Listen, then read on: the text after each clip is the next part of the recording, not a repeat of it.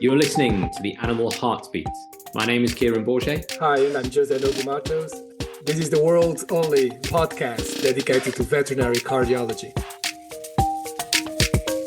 Welcome, everyone, to our live podcast at the Emmanuel College. Thanks very much for joining us today.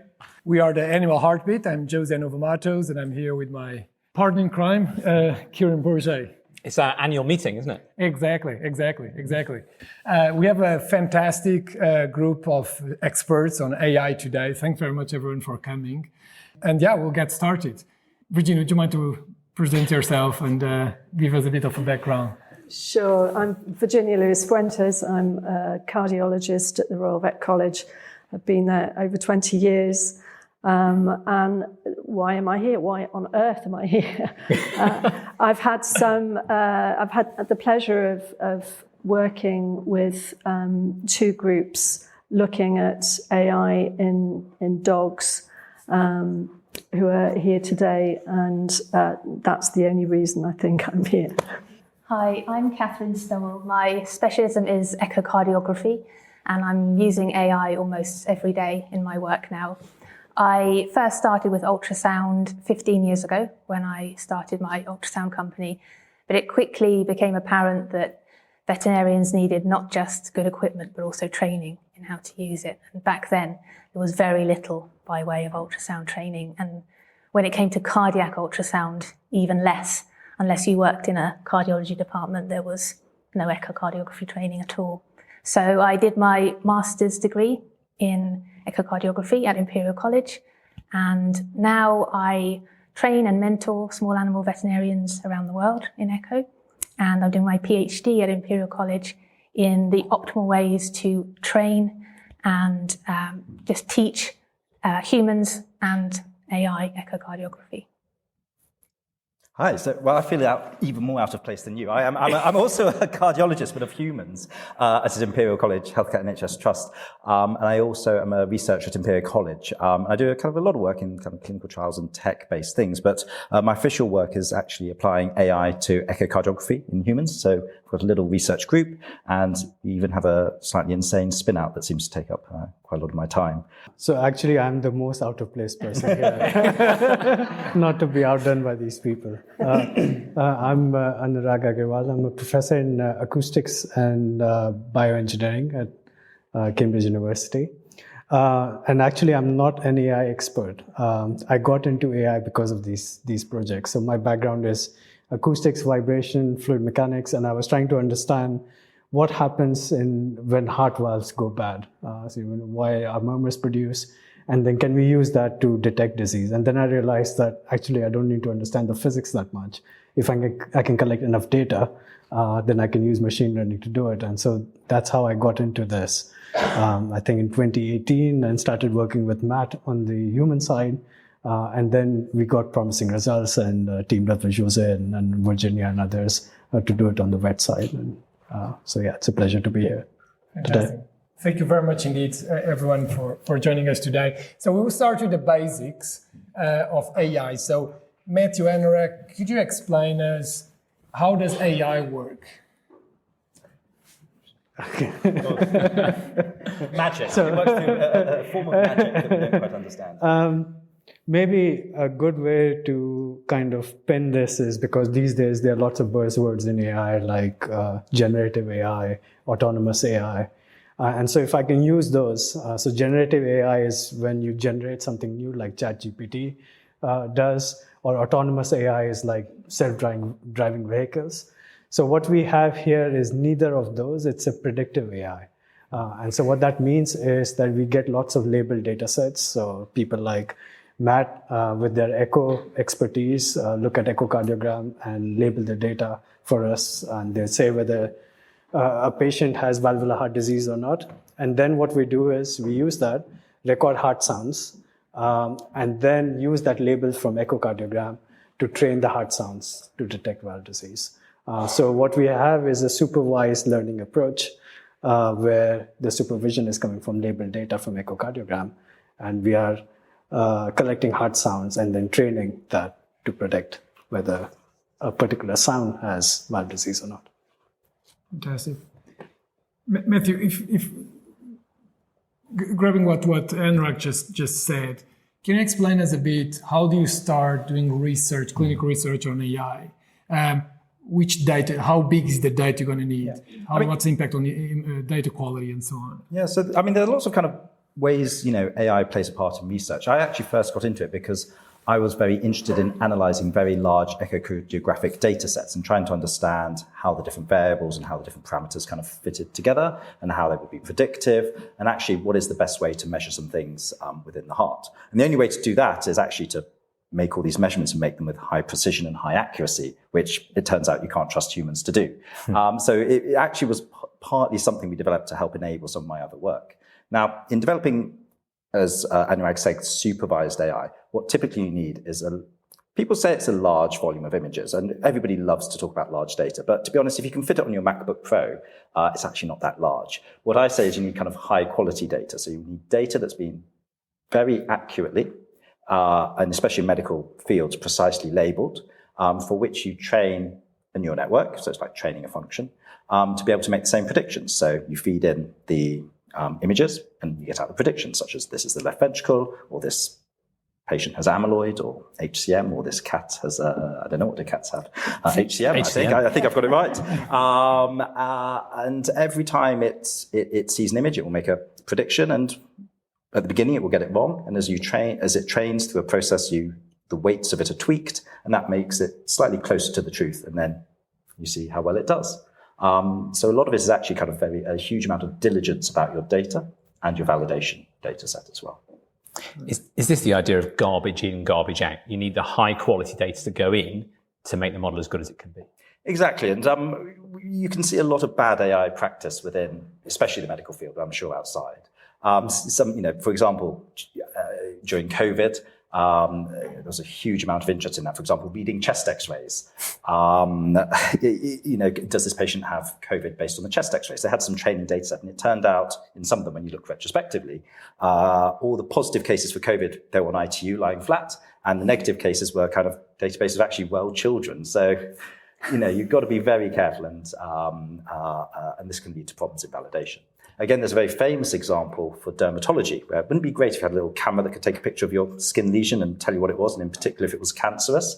Well, all of their positive cancer cases actually came from the operating room, where they thought, let's just snap a photo before they have their operation. And before you have an operation, you always draw a big black marker reminding the surgeon what to operate on. So as soon as you got rid of the black marker, the performance dropped. So there has to be some form of intellectual honesty when you do this, and actually, as with any kind of scientific endeavor, actually testing your hypothesis, both by yourself truthfully and actually quite often independently, which I've done for Anurag. I guess it's a principle of very basic research. Mm-hmm. You need a decent control that's appropriate for the population you're testing. So it's not a completely foreign idea. It's amazing how often people like to forget old lessons. But here, as you were saying, I think it's even more special, because you need, when you are designing machine learning algorithm, how do you then split your data to train your algorithm and then to test your algorithm with your own data? But then this is still an internal control. And then how do you go and challenge your data with the external cohort? Can you explain us the steps for doing that? So again, you're completely right. So you will have your data set that you've lovingly labeled, and you'll split it up. Typically, people split 70% for training, 50% for kind of tuning, and 15% for internal validation. But there comes a point where you have to test it externally. And Anurag, how much did your external study cost to test your algorithm? It was, so in our case, we collected about 1,500 patients' data. And we had 250 tests set, which we collected separately. And then each one was analyzed by Matt for quality and made sure that the label was correct. And we never saw that. So the CTU kept that separate from us. It was a secret. And we got to test it only once at the end after we had validated.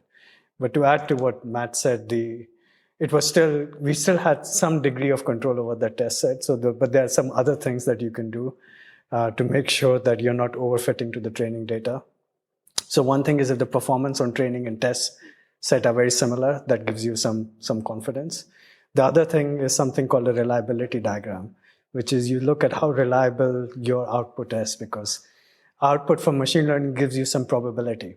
And for clinical application, this is very important because let's say our software tells us that we are 70% confident that a dog has mitral valve disease. Does that really correspond to 70%? And something that's well calibrated on the reliability diagram, it would. So 70% probability means there's 70% chance that that's positive. So we can look at that. And so our algorithm was well calibrated. So that gives confidence. So where are we right now in terms of AI use in clinical practice? Is it used at all? Is it out there, or are we at a research stage? Lots of these things and lots of kind of new technologies in medicine, I think, kind of just creep up on you. You have a lot of hype, but then and you think, well, when are they turning up? And then you just suddenly notice it. So anything simply from, well, in clinic we dictate letters, and in the old days, they'd go off and you'd have a typist to type it, and then they got outsourced, and then it was type your own, and then it was drag and dictate, which was really bad. And then one day it actually starts working quite well, and you realize they've finally updated and using AI for it. So even simple little things like that. With regards to imaging, again, there are lots of platforms out there and lots of people starting it. In fact, we've just at Imperial started using it for chest x-rays. No one ever mentioned it. I just saw the result pop up literally this week with interpretation. To be honest, I didn't like the interpretation because I didn't find it helpful, but it is there and kind of being tested. So I think the medical imaging world will be, the first one to kind of have an obvious and substantial use, but it's turning up everywhere. You mentioned that we will try to have very neat, perfect images for our research data, right? We're going to hand pick the very best images, the very best measurements, the best expert to measure them. But then real life, real world means that images will be of poor quality, either because the patient is not cooperating or the echo machine is not good enough, and so many other things. Catherine, you have recently presented some data in a European meeting assessing how image quality can affect your AI algorithm.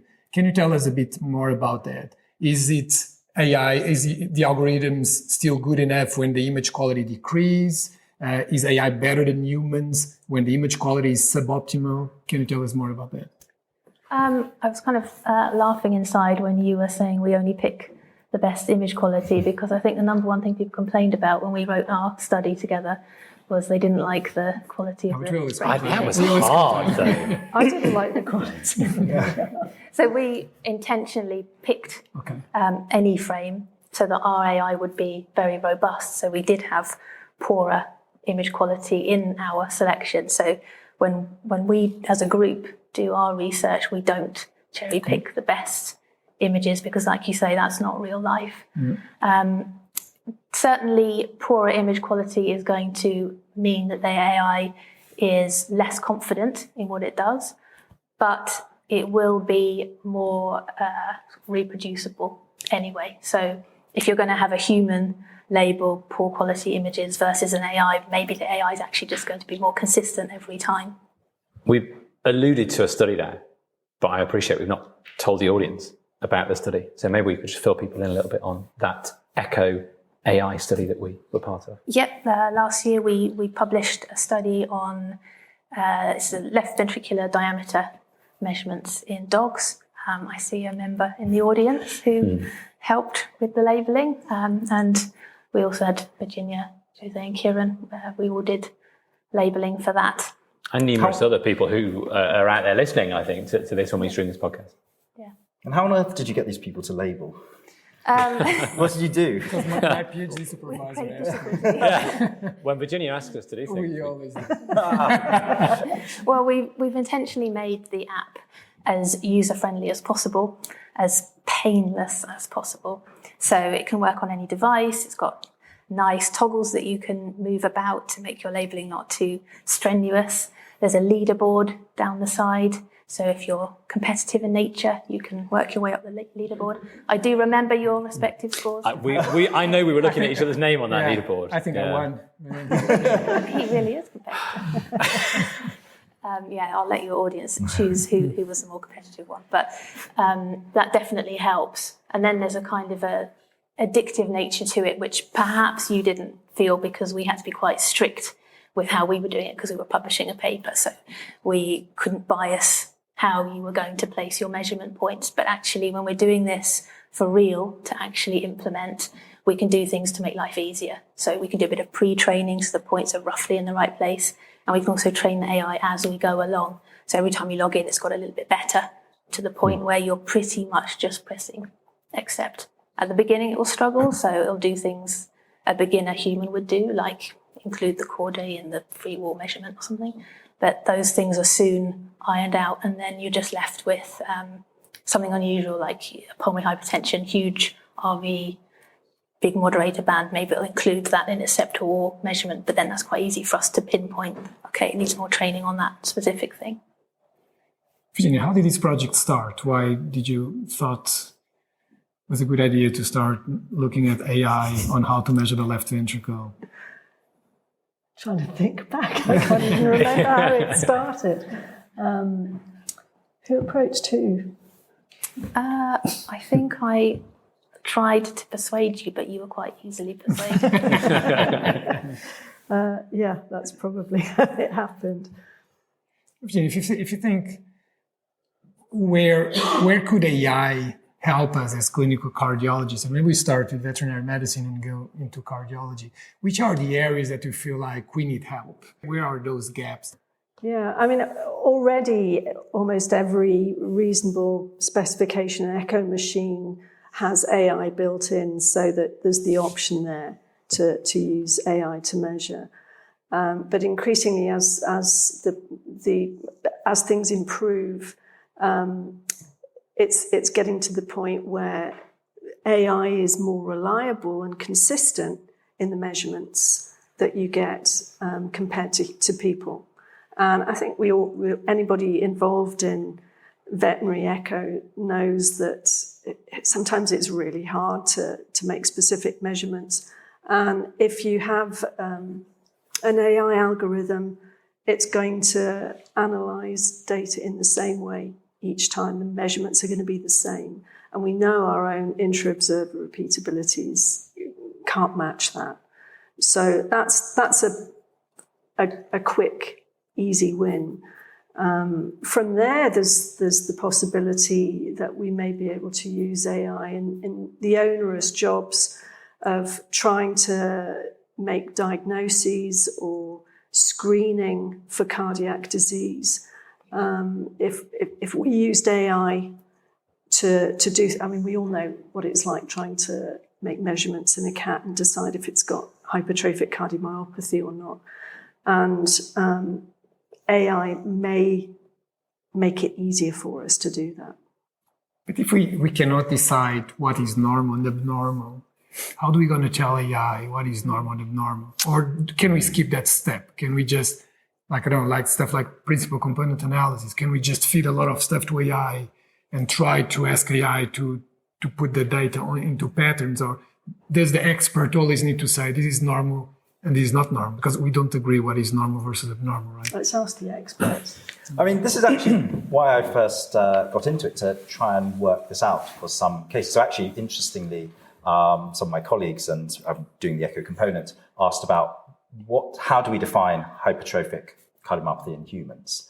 And we have a very kind of fixed, for example, wall thickness that we use. Anything more than 15 millimeters starts to make one suspicious, and less than that. But you can imagine that people of different shapes and sizes, tall, short, fat, thin, different ethnicities, different sexes.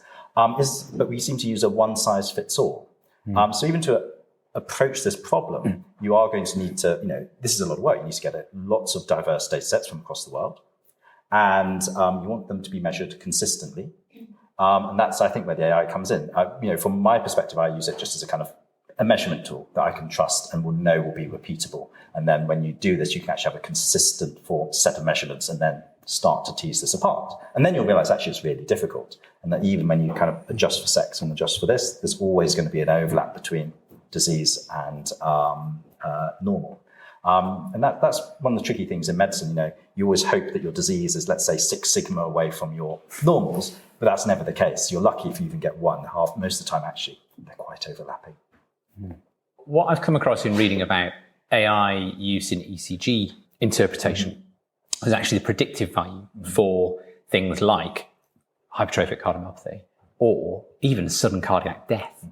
And I think when there's that power to use a low-cost screening tool to predict something as important as a risk of sudden cardiac death, that's huge. I guess we're not really close to that in the veterinary world yet, but I think there's some interesting avenues there. We talked about echo. Well, what about the research in heart sounds that has been published recently? Yeah, so there are a couple of projects that we worked on, one on the human side and one on dogs. So we did the human study first. And so, as I was saying, we collected heart sounds from patients from 4 auscultation sites, and we got the matching echocardiography reports. A lot of them done by Matt and Kat here. So we had a supervised learning approach. So we trained the algorithm on that. And then we found that there were certain tasks that we could do really, really well. So for example, severe aortic stenosis, we could get with a sensitivity of 98%. Wow. And similarly for severe MR, we could get 94% sensitivity. There were some diseases that we struggled with. AR, aortic regurgitation, we weren't so good at. And the reason being is that aortic stenosis has a very strong acoustic signature because the ventricle is contracting and heart is pumping out blood very rapidly through the aortic valve. But regurgitation, it's going the other way. It's going back much slowly, and so the acoustic signature is much quieter. And so we didn't have that much luck with that. But overall, to predict significant valvular heart disease, we did really well. So then we thought, okay, in parallel, we were doing this dog study with Virginia, Jose, and some others. And we thought, okay, what can we do here? So we got the dogs data collected. And at first, we just used the human software and just blindly applied it on dogs. We thought, okay, we had the labels. And we thought, let's see how it does. And it didn't do that badly. It did pretty well, actually. We were very surprised how well it did. Now, on a fundamental level, this is not that surprising because human dogs behave in a very similar way. Human heart behaves in a very similar way as a dog heart, as these people will tell you. But what was surprising is that dog heart rate is very different from humans. Also, the main disease is mitral valve disease, which is not so in humans. So we were still surprised to see how well it worked. But then we used a transfer learning approach. So we used the human algorithm as the first step and then retrained it on dogs. And that's done really well, not just in terms of detecting murmur, and we recently published this study, but also in distinguishing B1 versus B2 disease that we can probably talk about more, and we have more experts here to talk about that. Regarding screening, what's the problem with screening? Why AI could help us screening mitral valve disease or screening hypertrophic cardiomyopathy? What are the challenges that the clinical cardiologist faces, and why would AI or how would AI help us? I guess with something like mitral regurgitation, echo is expensive. It's not going to be available for everyone. If AI can separate out the murmur sounds between B1 and B2 dogs, then that could open up that level of diagnosis to a much greater number of people and dogs. That would be one example of where it could be particularly useful. I think when we briefly discussed about these and how to assess an algorithm performance, talk about sensitivity, specificity, areas under the curve, and so on. It would be great to get your input in that. But just because what I think is very exciting, as Kieran was saying, is about screening. Because even in developed countries, there are not enough cardiologists to screen everyone. You cannot screen every kid that will start competitive sports tomorrow to see what's their risk of sudden cardiac death or stuff like that. So it would be really nice to ECG everyone, to have a very cheap and expensive test just to run through everyone.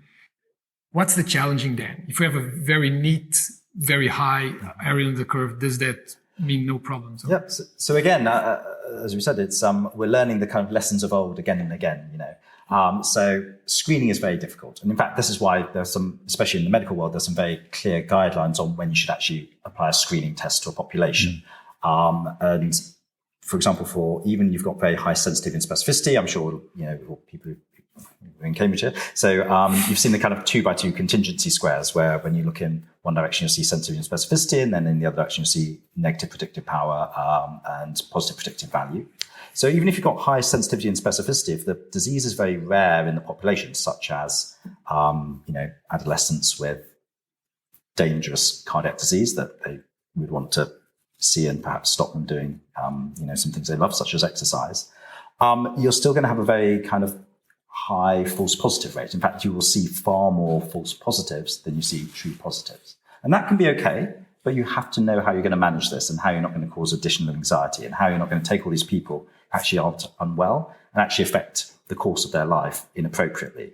And this is a challenge. So, I will read papers about AI and you'll be very impressed. We can detect this, we can detect that, sensitivity, specificity, 80, 85%, 90 areas under the curve, 0.9, 0.95. And that's very technically impressive. It's amazing it can do that. It can do it better than I can as a clinician, for sure. But for a screening test, it is exceptionally tough to meet the kind of bar required to appropriately deploy it throughout a population. So it's a law of numbers, and the numbers are often against you, so you have to be very good.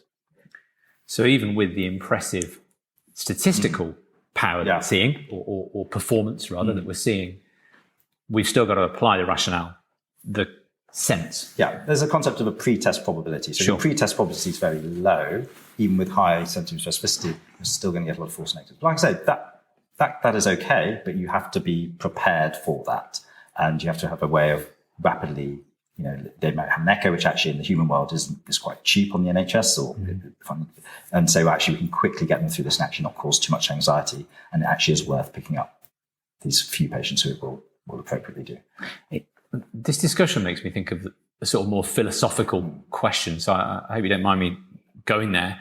But a lot of veterinary cardiologists really rely on echo and their skill with echo to sort of define their usefulness, I think. And I include myself in that. It's what I do every day. And that's very different to the model in the NHS, for example, of how the cardiologists are working. Where would a good AI that performs well on echo, where would that leave us as cardiologists in the human world and in the veterinary world? Shall I? You can I know. Well, okay. In case I get unemployed first. I think it actually depends, I think, on the healthcare system. So you have to think about, we actually have to think about what it is that we do. What value do we add? And actually, the good thing about healthcare is, your value add is actually talking to the person, and using your judgment, taking things, the clinical gestalt that no one else or no kind of machine even has the information to be able to process. So I will admit, when I report echoes, the amount of measurements and how carefully you adhere to them, obviously goes up and up and up and up and up and up and up as training. And then you start working as a registrar and you kind of start to taper off. And then you become a consultant. You eyeball it. Looks fine. Normal. On to the next, please. Yeah. Which is actually people find that valuable, and that is useful because I'm not annoying people with kind of false positives or things like that. However, it is occasionally useful to have some measurements. Especially when, for example, in cardiology, we get very worried about the chemotherapy that our colleagues give. In a few patients will affect the heart, and you will let it go a little bit down, but not too much. And that actually does need precision. That's where that would actually provide a lot of value for me. I'm still there signing my name to it, so I do check everything. But knowing that I've got something to be a little bit more accurate and precise. It will vary between, I think, the different specialties, making direct diagnoses. Do I want something that just tells me it's amyloid? Well, probably not. I probably wouldn't trust it, but I might be happy for it to flag up from the, at Imperial College, we do 30,000 echoes a year. Wow. And we've only got probably about 3 or 4 effectively full-time consultants. So we can't look at them all. We trust our sonographers, but it'd be nice to have a second look at some of them. And that might actually be quite useful. So I think a huge amount of it is actually thinking, what is it that we want to do? And what is it that we actually want the machine to do? Yeah. So where does that leave us as veterinary echocardiographers? We're limited in numbers, certainly. Why don't we have sonographers, veterinary sonographers? And Catherine, you might talk about that. Why don't we have more veterinary sonographers? Good question. I mean, in the States they do, don't they? Yeah. But over here it hasn't caught on yet. I think it should. I think there is value in having people who specialise in echocardiography, even with AI. I think as Kieran was saying, we just don't want to let it go. We're cardiologists, we want to do echoes, and we don't other experts to do echoes. We want to be the one. I think there's also different across countries, I believe. In Europe, certain Latin countries, a cardiologist does an echocardiography. We never have a technician, never. Just because, I don't know, cardiologists feel like they need to do echoes to keep their status. I think maybe in the different countries will be different.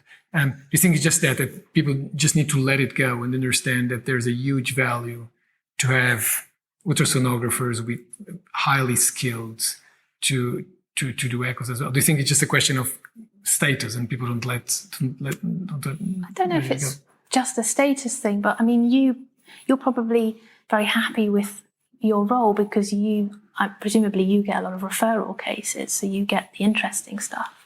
But perhaps where an echocardiographer would come in would be more at the GP vet level before it gets to you, so that you must sometimes also get, false positives, and probably people email studies into you and maybe you're rolling your eyes thinking this is so normal. I'm guessing, but I think one of the issues we have with that is quality control. Yeah. We see studies and go, I don't know.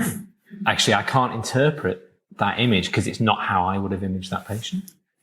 Yeah. Could it be, will we have a reality where image quality doesn't matter? That the AI algorithm is so good that even if because we now want to have very good echocardiographic skills, because if the image is not perfect, close to perfect, it's going to be very difficult to assess function, wall thickness, and so on. Are we heading to a direction where image quality might not be so important? A non-expert with a handheld ultrasound probe or an ultrasound patch can acquire some echo images, and an AI algorithm can tell you what's the most likely diagnosis. Is that something it will happen? So again, from our kind of image quality studies, it turns out, as image quality degrades, and the way we actually assess the image quality, you can easily ask a bunch of people, say, is this image good or not? But the way I like to define image quality is how consistent experts are on the image. So you ask a whole bunch of experts to make measurements on it, and their standard deviation will widen as the image quality goes down. And actually, I find that's quite a nice definition. And we found that as the image quality goes down, obviously their accuracy goes down. In fact, that's almost how it's defined. And so does obviously most AI algorithms, but it goes down a little bit less. And the second thing is you are quite often, if you're doing serial follow-up, you actually may care more about consistency rather than the trueness or the accuracy of it.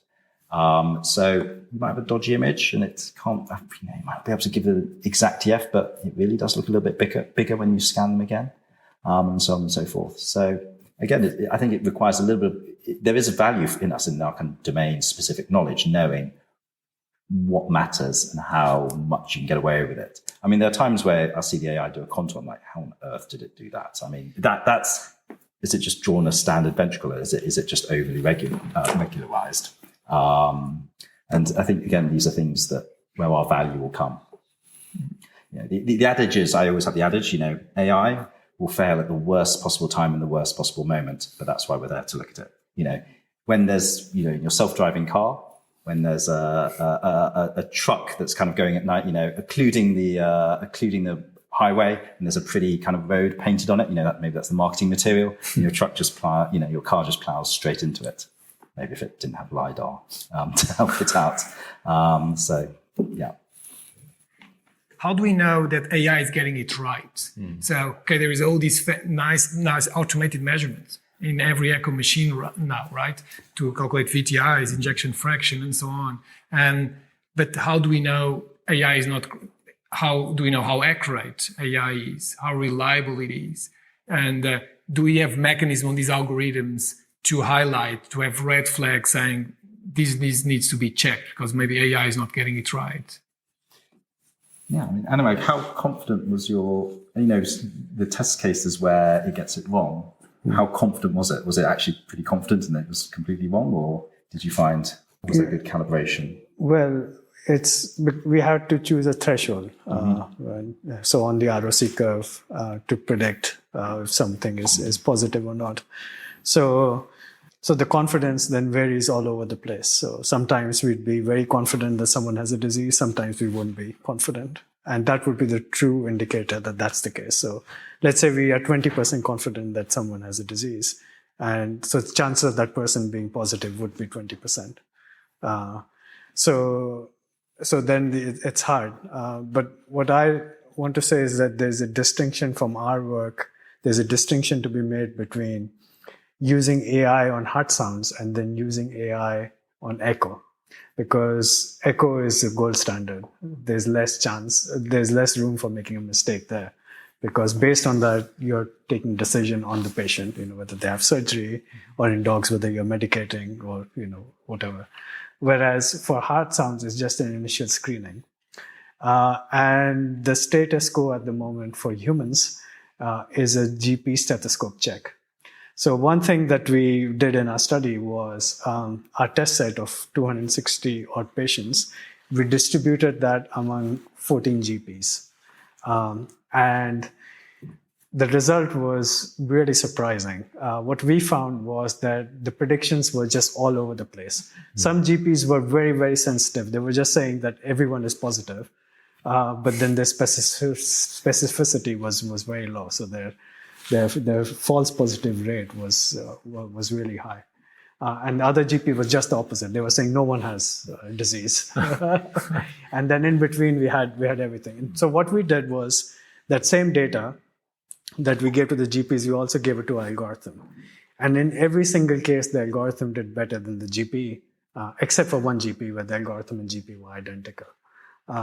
So at the moment, the only way that your valve disease is screened, in my opinion, and Matt may agree, as a human, is if your GP pulls out a stethoscope and applies it to your chest.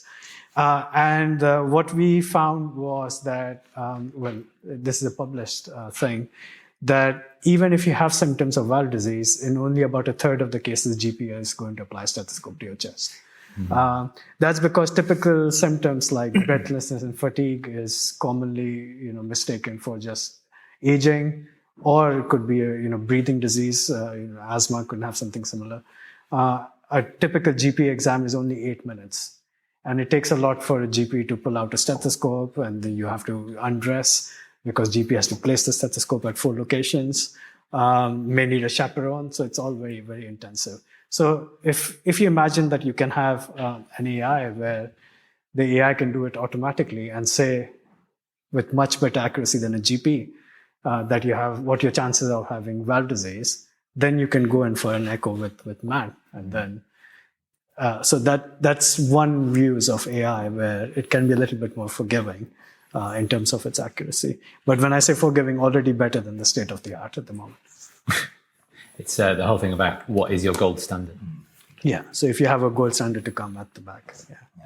I think for the kind of trueness, I actually try to avoid the term gold standard because it never is gold. Yeah, it's not a nice. We definitely can't afford that anymore in this country. So I'll say reference standard. But the advice I give all of my kind of colleagues and students when they're kind of collecting such data sets is how good does it need to be? And the answer is, well, what's it, what AUC do you want? And the answer is probably as good as or a little bit better than humans. So always get things, at least your test set, multiply labeled, because then you've got a kind of how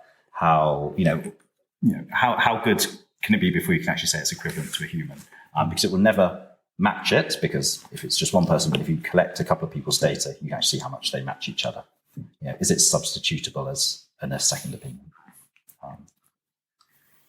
So a lot of people that I know are quite skeptical about AI and also quite worried about AI. I know people who work in creative industries and they're very worried about effectively being replaced by these large language models. Now, I've used ChatGPT recently. I actually had played a little game with ChatGPT where I took some transcripts of some old podcasts and I uploaded them and said, these are transcripts of podcasts. Please write me an article. And just to see, can it take that informal conversation and generate something that's quite technical sounding? And it came back and it was pretty poor. And I got more specific. What I was giving it wasn't very good. I haven't still managed to get anything useful out of it. It hasn't come back with anything that looks like a human written professional journal article. And I find that quite encouraging.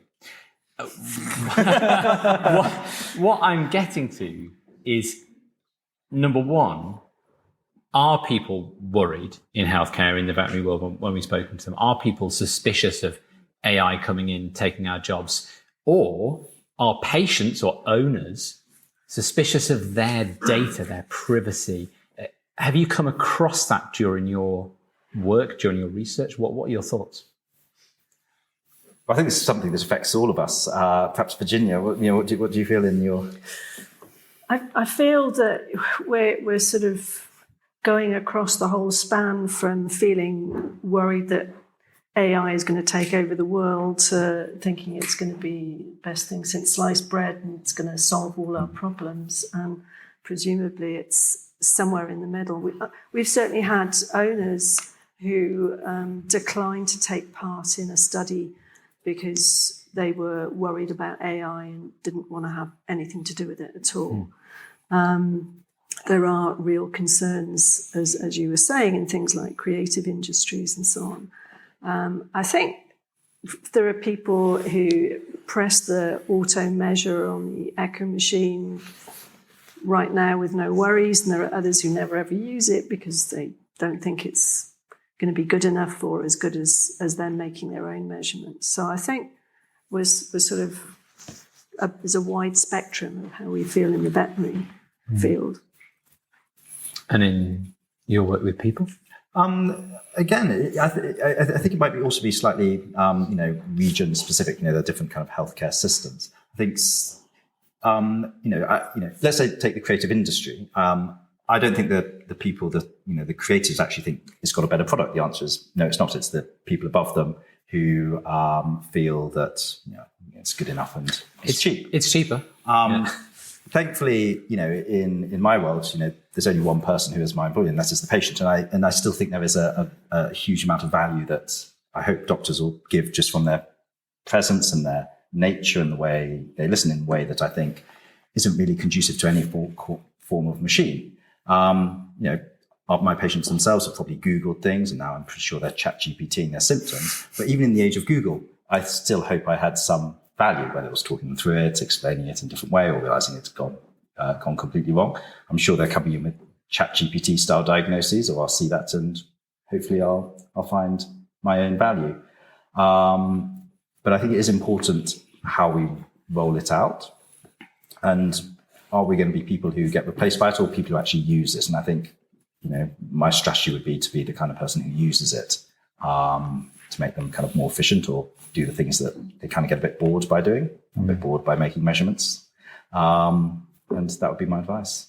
Can I give the echocardiographer point of view? Absolutely. I think in the human world, there is a little bit of, maybe not fear, but annoyance when these companies come out and say, we can cut the time you can do an echo, from 30 minutes to 10. And NHS echocardiographers are thinking, great. So now we can do 20 echoes in a day. Brilliant.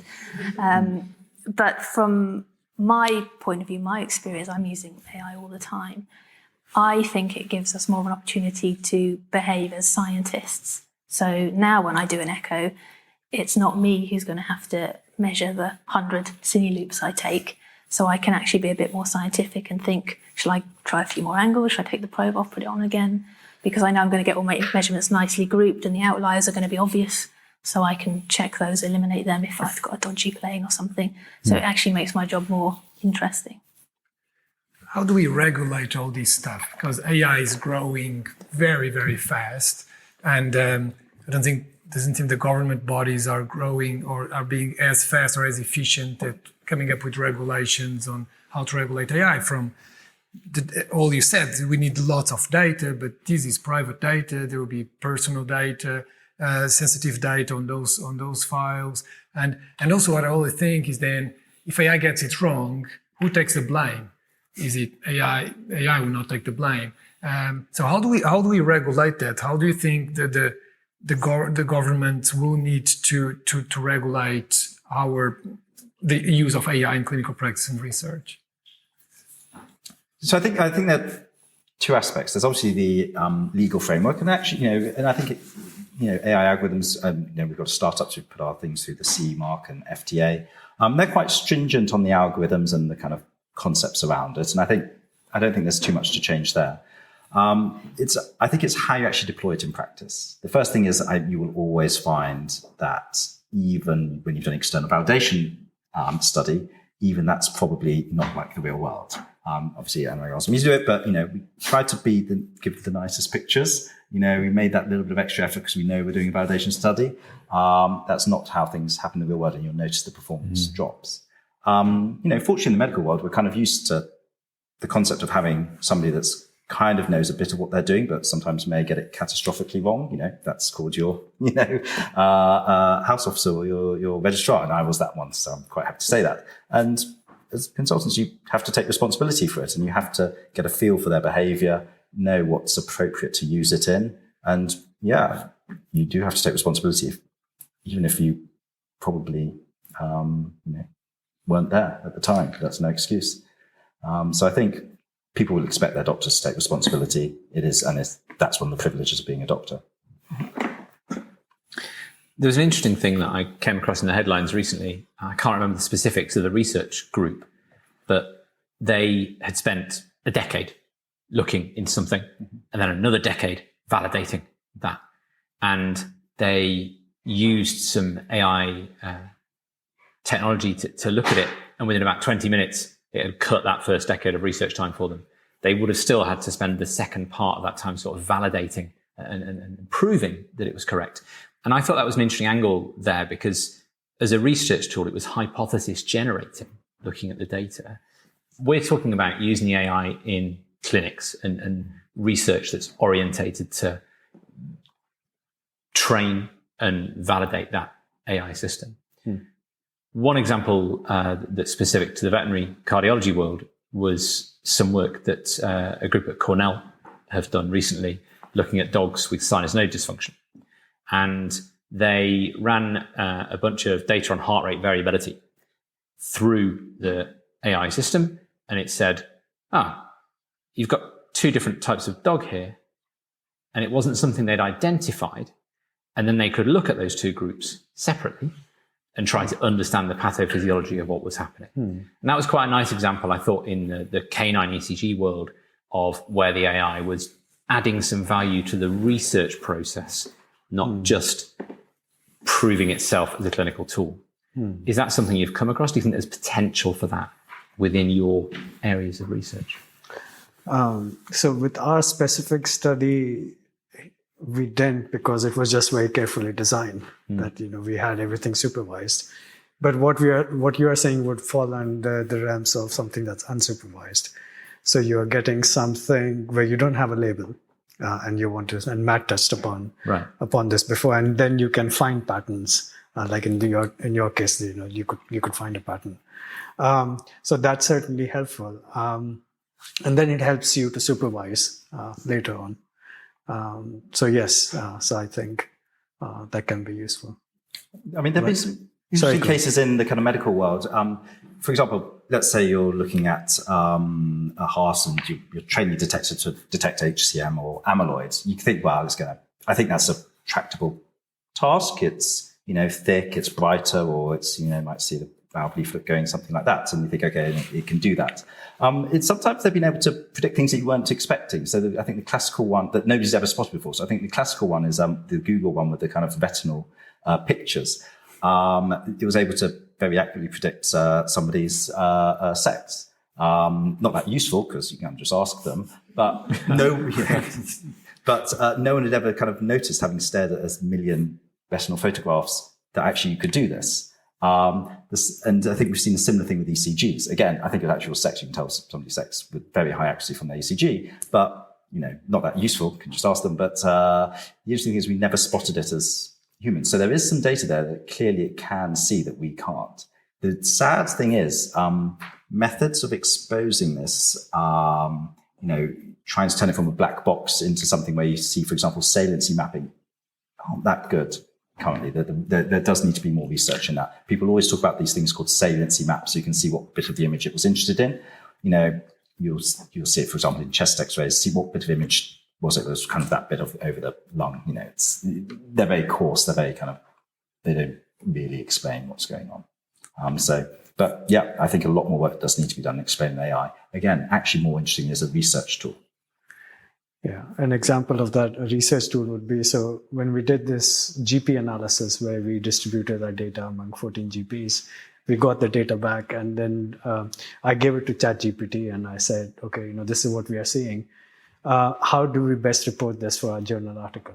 And it said, okay, you should try plotting the Kappa-Fleisch index. And I had no idea what that was. So I looked it up. And what it shows is actually agreement between different people, which is what we wanted to know. What was the degree of agreement between the GPs? And it wasn't much in this case, but there was a metric for it. So yeah, it was a very useful research. And I find it as a very useful research supplement. There was this, just to digress for a few seconds. Feel free. There was this very interesting a video from NVIDIA's CEO, Jason Huang, I think his name is. So he went to India, to Bollywood, and he was asked by a Bollywood actor. The Bollywood actor was concerned about the use of AI in creative industry that we touched upon. And then he framed the question in a completely different way. He asked Jason, is there something that humans can do which AI won't be able to do? And so Jason thought about it and he said that AI can't do everything that humans can do, but it would be able to do, say, 20% of what you do about 1,000 times better. And so that 20% can change. It could be 50% for another person. And he says that AI is not going to take your job, but another person who can use AI better than you can probably take your job. So it's a case of how we can use AI. So for example, I was trying to book a holiday. We are going on a road trip to Europe for 2 weeks. So the only thing I did there was I booked the Eurotunnel tickets to take my car. But then I had to plan. There were, through various countries. I had various constraints placed on me by the family. So I just asked ChatGPT, okay, we want to go to this country, spend these many days. Can you make an itinerary? And it made a great itinerary. It said that it's going to take you 3 hours to drive from here to here. And I said, okay, what about this other stop in between? And then it said, okay, you'll be driving 8 hours straight. With 2 kids, are you sure you want to do that? So it's a good starting point, right? And then I could refine it. But yeah, so it's already at that stage that it's helping with lots of tasks, including research tasks. Wow. Yeah. Can we always know what AI is looking at? If AI would tell me this cat has HCM or this cat will die sooner, do we always know which feature is AI looking at? Does that make sense? Yeah, so I mean, this is the concept behind kind of explainable AI. Yeah. And I think of images, again, are there's a lot of work in this area, but I don't think any of them have been, not to visit, but I don't think they're there yet. When you see you'll see it actually at the bottom of quite a lot of papers because it gets asked for by the reviewers, and you kind of see this kind of like little heat map that's kind of a bit of colouring in over the heart. It's like, well, I kind of guessed the diagnosis of HCM came from the heart. Though, like I say, you've got to be careful. Sometimes it's from around the heart. Best way of predicting cardiac mortality is, well, how big your tummy is. So, it could be interesting like that. But these subtle things, we haven't really got a good way of elucidating that. I mean, a lot of things now gets classified as AI. Things working off kind of tabular data is probably, I think traditionally we probably call it close to machine learning. And that is intrinsically a lot more explainable, the coefficients on each variable if you're using kind of a random forest, just where the classifiers are. I mean, people are very bad at reporting that in papers, but I think that is something that is explainable. Regarding the utility of wearable devices, if you course, everyone is carrying Apple Watches nowadays or Garmin or whatever that can check our heart rate variability, rings, blah, blah, blah. And the same in veterinary medicine. If collars will get better, and with collars we can collect data on heart rate, temperature, blood pressure, and so on. Do you think this will be something we'll do in the near future, to use that data as a continuous data? Because, for example, with cats, we have a huge problem that whenever a cat comes to the clinic, will be stressed. This may affect the presence of a murmur, it will affect their blood pressure, will affect the presence of obstructive HCM. So if you could monitor them while they are in their normal environment, it would be pretty neat. Do you think we are going towards that direction in vets and humans, where instead of just looking at data when they come to see the specialist, we'll be monitoring them continuously and then have a way to collect that data and assess them over 24 hours? I mean, yeah. I mean, in medicine, we, especially cardiology, we do have a very big concept of kind of home monitoring, both for kind of the ECG to look for kind of rare arrhythmias, or arrhythmias that occur commonly, and for blood pressure, because we know full well that everybody I see in clinic has a high blood pressure when they come and see me, and you just can't treat it. You have to do it at home.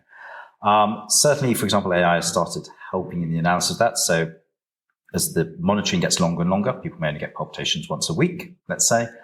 You have a huge amount of data to look at, and I think a lot of the kind of commercial solutions are using AI to analyze these 14 days worth of data and at least kind of hone in on, is there anything there? So I think that is a good use. From kind of ordinary wearables, we've used it in a couple of our clinical studies.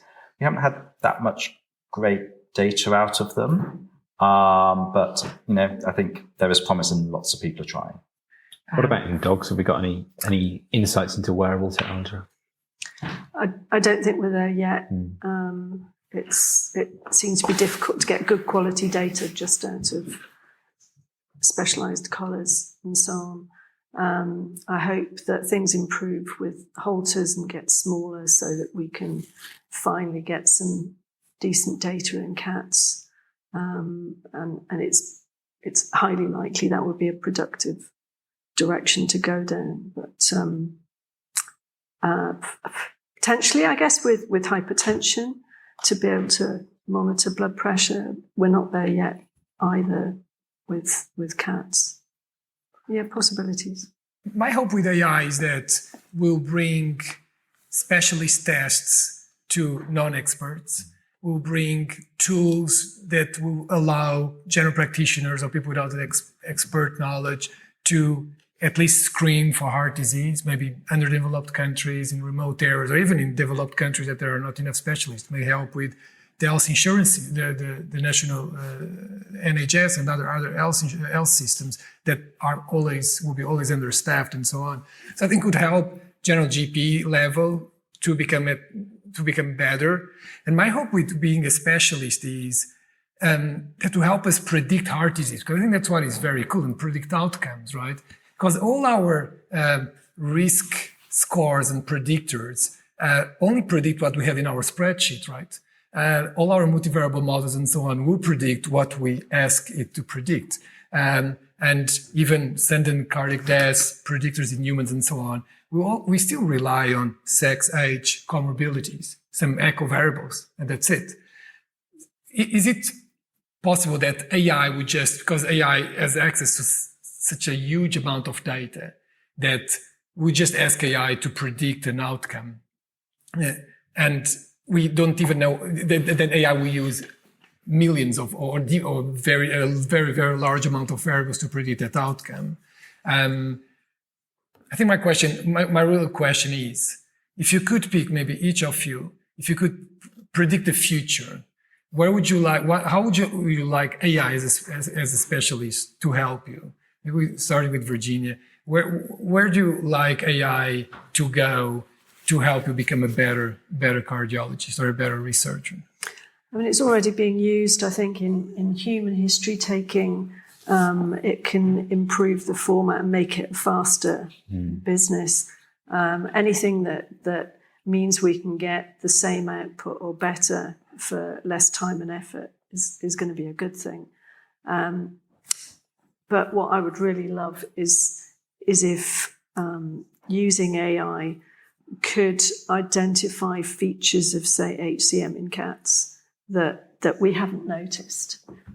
The same way you were talking about these features that we didn't notice, but the AI did, like cats' papillary muscles in a different orientation. So, yeah, there's lots of potential applications, but those two sides, I guess, I'd like to see how they perform. Catherine, where would you like AI to take you? What's the future?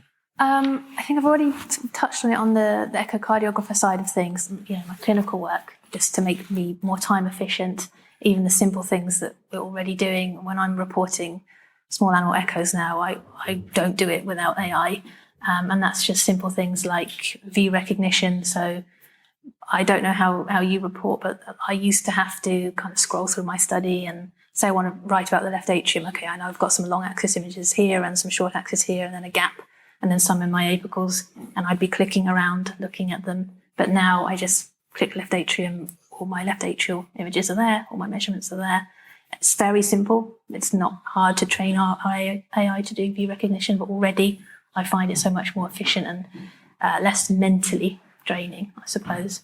But from a sort of a wider point of view, thinking about people that I teach, I think maybe if it could free vets up, and I'm not a cardiologist, but sort of GP level vets, up from that kind of obsession with like measuring an LA-AO ratio, for example. If the AI is going to do it and it's going to do it better than you, maybe you can spend more time interpreting your images. And I always try, I'm sure we're all the same, try to teach people subjective assessment before anything.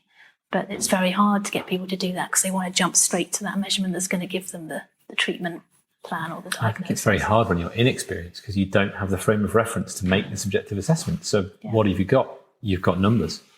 Yeah, but echo by numbers is sometimes a bit risky. So I think if we could take that away from people, that would allow them to actually do better echocardiography. I think there will be a time that we are not measuring at all. We just upload an image, which I think is already potentially done with ChatGPT and others. You just upload a long axis left ventricular view and ask what the injection fraction is. We are not even doing measurement anymore. I think that's where the future is. You just upload a bunch of images and ask, write me a report. I hope never write me a report, but I hope get rid of doing measurements, and better things, so strain, not ejection fraction, for example. Yeah. Matthew? I do kind of accept that I've come to an AI festival of science. And I'm slightly anti-hype. So my first answer will be, where will it be in 10 years? I still think I'll be sitting in my clinic room waiting for my computer to turn on, wondering why my password to Medical AI 3000 isn't working and has it been reset. Feels like before I grab my stethoscope and go, where's the Wi-Fi gone? Yeah. But the framework I think about, and I'm giving away some of my little grant tricks, is I think will help in two ways. I always say AI in the medical world will help either raise the peak and broaden the base, and try not to mix up these two things. So, for example, as Catherine was saying, she works in a tertiary centre with us doing the kind of peak.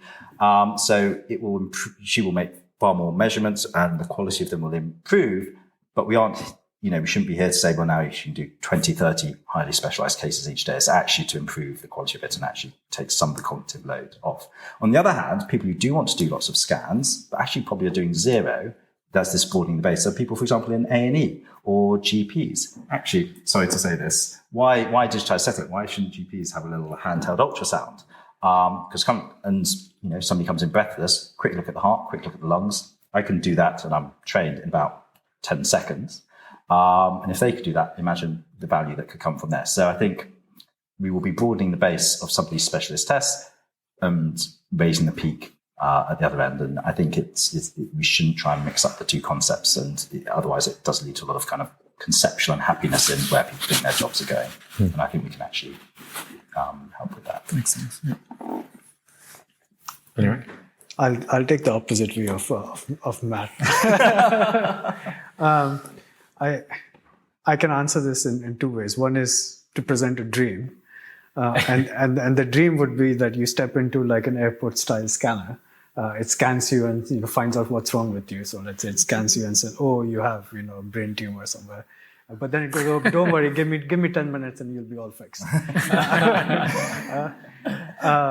But I feel more practically in our lifetime, what's going to happen is a bit of what Matt was saying. So GP having an ultrasound scanner, but not GP, a robot having it.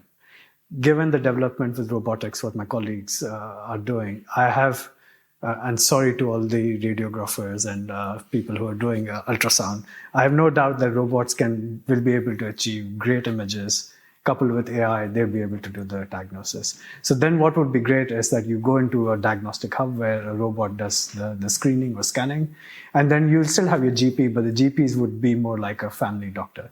So they look at your symptoms and other things and then say, okay, you need to go to this department and that department. But they can be a lot more confident and there'll be less of a chance that they will miss something that's going to be fatal. So that's how I think it'll happen in our lifetime. I think that's a wonderful vision of the future. What's your vision? What's your vision for AI? My concern with that, Anurag, is then we have robots doing surgery with Da Vinci, like robotic surgery already. We have robots doing echoes. We'll have AI helping us analyzing all the images and so on. So where's our input? Because I still see ourselves as the thinkers. We'll think, we'll put together the patient, we'll talk to the patient, we'll put everything together. But my concern is you'll sound dramatic, but you need less and less humans. And that's a bit my concern than what we're going to do. And that's why you should always be really polite to ChatGPT. True, that's correct. In fact, because one day... Exactly. You say that, but I'm always very polite. Oh, me too. How are you doing? And so, yeah. I'm sure. Thanks so much for your hard work. Exactly. So what's the future?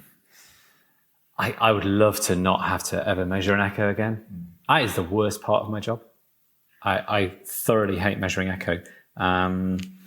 I think for me, what I would like to see down the line is not just predicting disease, but predicting outcome. I think for me, some of the things they're looking at, sudden cardiac death, looking at, important outcomes are hugely important for the patient. And actually, that's why we're all there. And I think if we could run our clinical data that we acquire, whether with our robots or ourselves, we get that data, run that through AI, and it comes back and says, this patient is in the high risk category for this outcome over the next 5 years. Okay, well, that's a game changer because maybe we don't know that based on what we're looking at right now. And I think for me, that would be super, super important. I guess do we have time for some Q&As? We've probably got time for a couple of questions from the audience if people want to ask questions. Does anyone would like to ask a question to the panel? We'll bring you a microphone though, so please put your hands up. Thank you. Thank you very much. I have two questions. The first question, and I have no idea if this is possible, when you're doing your echo, could then, while you're acquiring images, can the AI then read the images in time and then teach the person to say a bit tilt to the left, tilt to the right, rotate, whatever? Is this already possible? Yes, already possible. And we don't do it ourselves, but we have a protocol that we've written for vets. And as you're scanning, it's filling in the tiles of the protocol and telling you if you've missed something. You can change the protocol to be advanced or minimal. But definitely there are other companies, aren't there, that tell you left a bit, right a bit. Yeah, especially for humans, there are lots of products on the market for that. Wow. Thank you. And my last question is, when we are, doing a study and then we write our findings and we are putting the paper together, how do we disclose that we use AI? And how is this? I don't know how to do it. So just a thought. Is there an accepted way of sort of citing use of AI? Is that something that's out there? You have to say it, don't you? I thought you had to. Well, what's in your clinical exams? I think that's actually a good point. At the end of the day, they are signed off by a clinician. sometimes, I think for our chest x-rays, we actually get the AI report before the clinician's report, but it's very clear it is, and you know to take it with a pinch of salt. But I think for echo, the measurements, I don't think we disclose that we use a tool, but on the other hand, we've kind of agreed with it and signed off on it. So Is that the end of our reports, though? I think it can be added. So I think some of the companies actually do just put that at the bottom of the reports, mainly actually to be proud of it. They're actually quite proud that, because you've got a better quality product is what they think. So I think that's, yeah.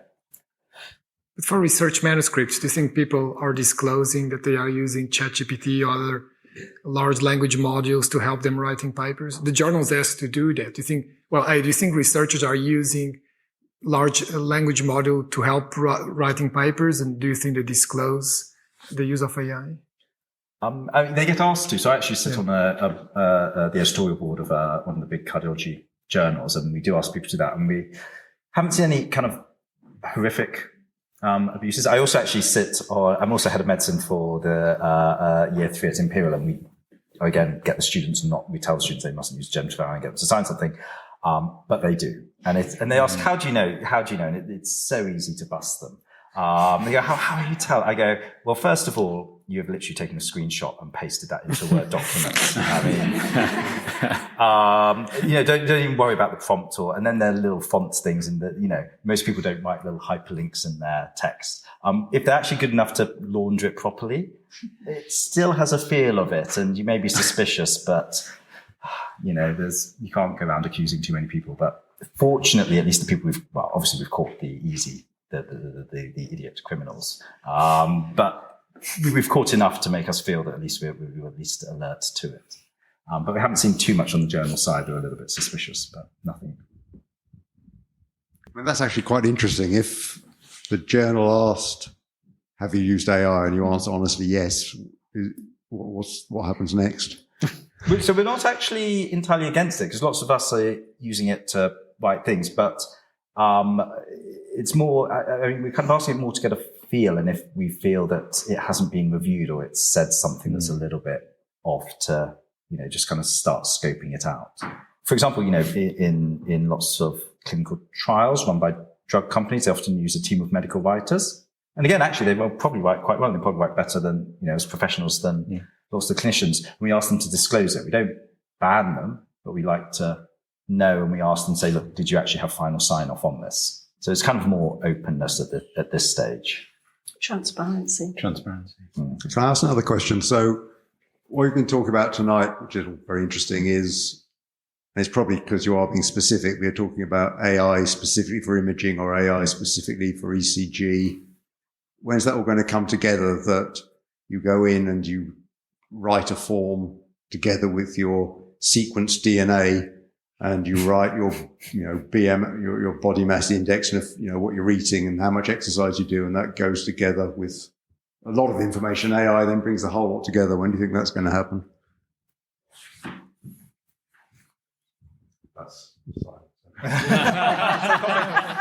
so the concept of kind of multimodality in AI is actually, again, I thought it would take longer, but you'll see, you write some text and you generate an image, or you put an image and it generates a video. You have a video and some text and it generates a kind of sound transcript. I think the difficulty in medicine is actually not doing it, though I don't want to underplay it, but how on earth do you validate it, and how on earth do you get high quality enough data sets? I mean, the UK is actually very good at this with the kind of UK biobank, so maybe we have the ability to do it better. But for me, I actually don't care what the tool is as a clinician. It's like, how has it been validated, and do I trust the validation? It could be a traditional model, it could be AI, it could be a guy hiding in a box. I don't mind, but has it been validated? Sorry, go ahead. I have a couple of colleagues in the Department of Public Health and General Practice here at Cambridge who are doing something very similar to what you're saying. So they've got hundreds and thousands of data from the biobank, and they're combining with different things to do exactly what you're saying. So it's coming. And in some of the ECG work that I've read, again, in humans, they're looking at the traditional markers of risk on an ECG. Then they're looking at the AI running the same, the learning the trained model. And then what they're doing is adding in the clinical variables to that, and the area under the curve's going up to 0.95 from 0.87 when you add the clinical variables. So again, it's not automated, but it's adding in those layers that are looking at a more complete picture. And we've certainly seen that across lots of things in cardiology. In fact, some of my colleagues at the Royal Free, again, looked for amyloid. So you could go imagine a direct disease detector for amyloid. You just show it the apical 4 and it sees it. And you could also imagine a kind of bit of machine learning parametrics. So it sees the apical 4, it does the measurements, then you try and predict off the measurements, and you can add in different things such as age, sex, and things like that. Right. And you do see kind of incremental benefits. So the kind of parametric approach is not bad, and then it gets a bit better when you add some clinical variables, but actually the kind of gestalt of the image, just the AI trying to detect it, again, can add to that as well. So, the concept is there on a smaller scale, and I'm sure more will be better. Any final questions? So my question touches a bit on some of the things you've discussed already, but we're in a university here, and many of us are involved in training specialists potentially, or training future veterinarians or doctors. How do you train somebody to recognise whether AI is correct or not? Because that's a very different skill to just learning how to do it yourself. It's a great question. That's a perfect question for Catherine, who is doing a little study that's part of her PhD in this. Oh, am I allowed to? Yes, of course. You can even get volunteers to. She's very good at twisting people's arms to do her work. Yeah, one of the studies I'm doing at the moment is actually looking at that. So we're looking at sort of ITU, emergency medicine kind of doctors. And they'll do a focus protocol and looking at whether they can spot when AI is wrong. So that's why I wasn't sure what I was allowed to say, because I'm intentionally corrupting some of the AI. Your podcast won't air for a couple of months, will it? So I'll have it. No, it'll be June by the time. Okay, all right. I'll have to enroll everyone by June. So yeah, I'm intentionally corrupting the AI on some of them, and we're going to see if they just go ahead and blindly fill out their report saying, yeah, normal, or, whatever, increased wall thickness, or whether they can spot that AI is wrong.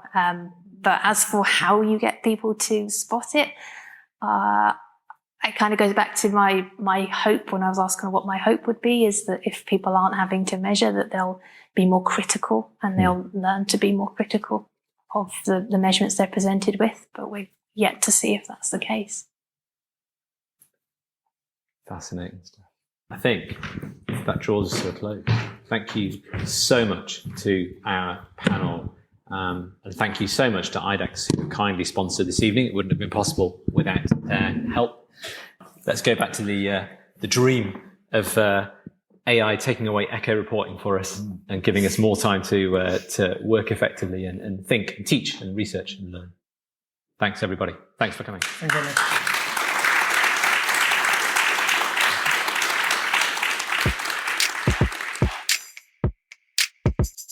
You have been listening to the Animal Heartbeat.